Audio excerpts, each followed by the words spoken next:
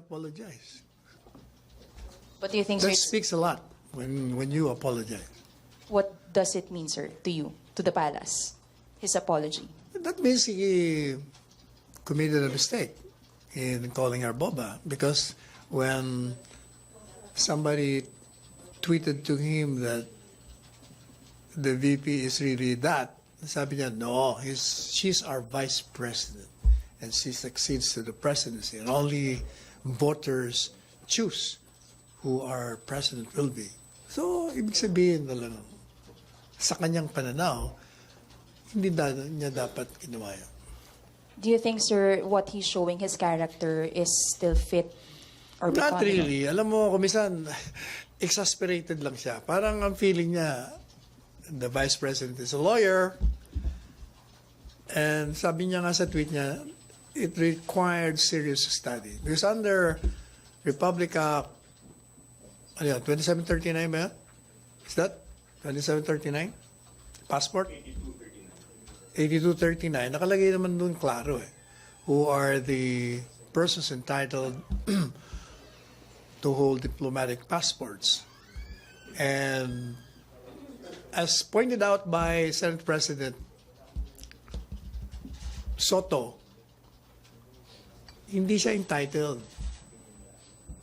Because pwede lang siya entitled dun sa under Section 7, where the President or the Secretary of Foreign Affairs can grant diplomatic passports outside of the enumerated persons, at hindi kasama doon yung former member of a cabinet or Secretary of Foreign Affairs. Kung may official mission, personal naman yung kanyang paglalakbay doon.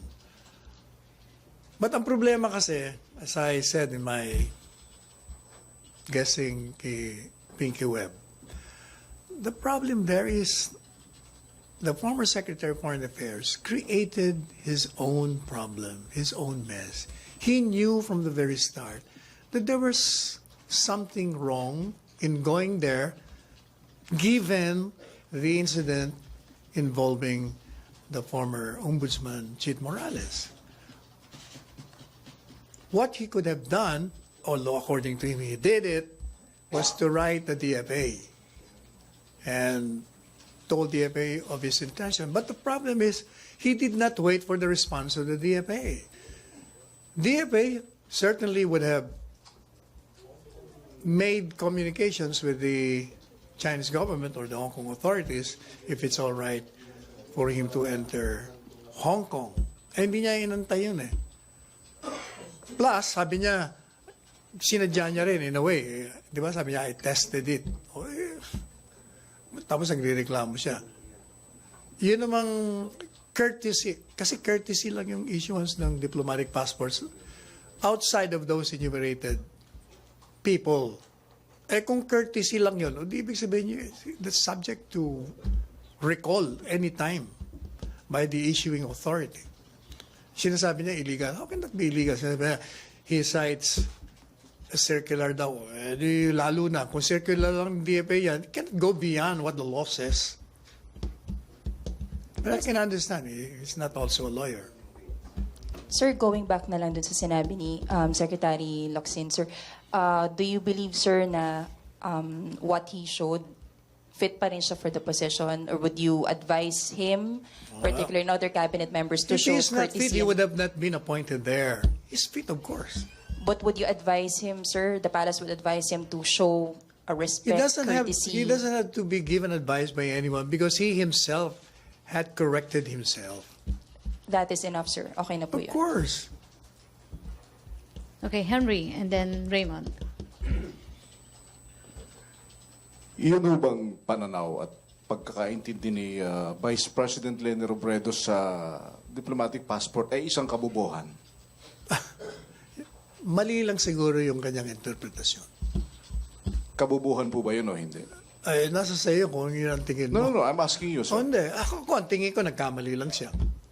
Nagkamali siya ng, either nagkamali siya ng understanding or mali yung ano. Kasi usually naman na nag-re-research yung mga staff, yung mga abogado niya. Baka nagkamali lang. Yung ginawa ni dating Foreign Affairs Secretary Albert Del Rosario, ano yon? Which one? Yung pagpunta niya ng Hong Kong, na alam niyang... He created his own problem. So why blame the government for what happened to him? Una-una, we cannot even question the authorities in the same way that we would not want to be questioned when we deny entry to any stranger to our country. Sovereign dyan eh.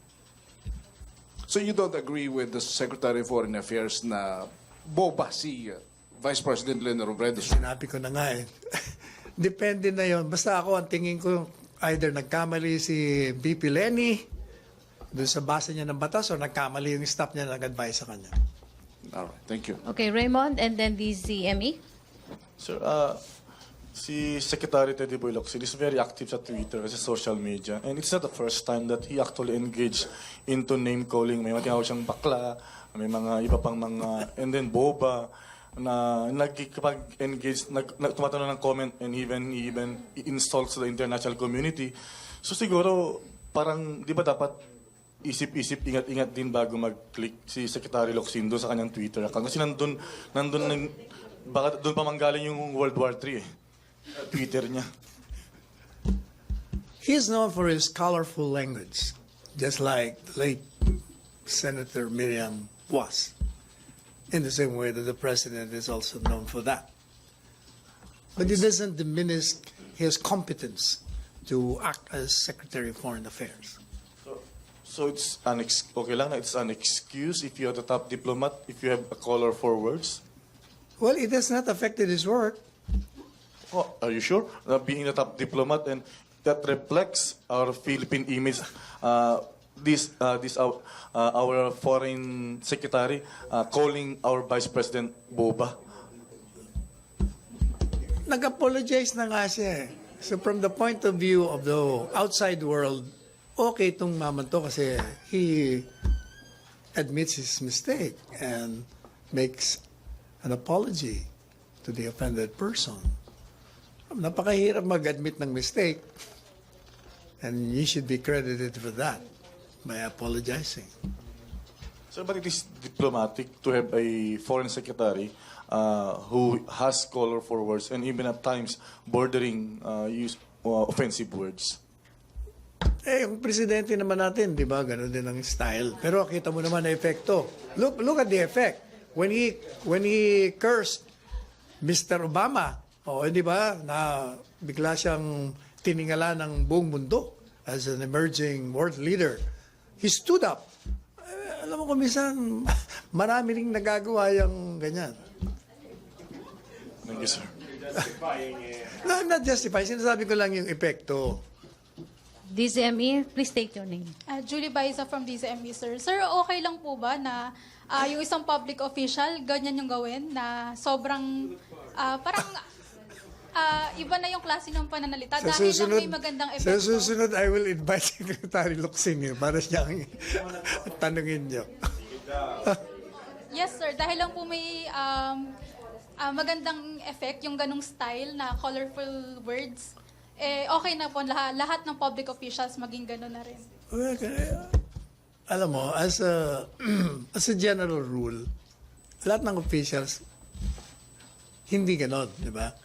Pero meron siguro something triggered him into saying that. So, Sabi ko nga acceptable kanina, na- siguro out of exasperation. She was expecting more from a lawyer. So, acceptable na po siya kung nayayamot na yung public official. Kung acceptable yon, hindi na sana siya nag-apologize. Okay, other issue? RJ. Sir, when you said Mr. Del Rosario created his own problem, does that include the filing of the ICC complaint versus Mr. Xi Jinping? Diba, kasama siguro yun. Kasi, diba, they're all speculating, including him, na that's part of it. In other words, when you file that case, alam mo na ang magiging consequence adverse. So that So, kaya nga, bilib nga ako sa kanya. Kahit nalo niya, nag-file pa sila. Alright. Pero, you cannot be blaming the government for subsequent occurrences that may have either offended you or embarrassed you or So the discomfited you. The palace takes it as a problem that Mr. Del Rosario created for himself. Yes. Yeah, okay. In that respect, yes. Kasi nga, alam niya nang nagkaroon ng insidente, dapat naging maingat siya. It would have been prudent for him not to go there at this time. Or at least he sought permission from the Hong Kong authorities All right. of his incoming entry.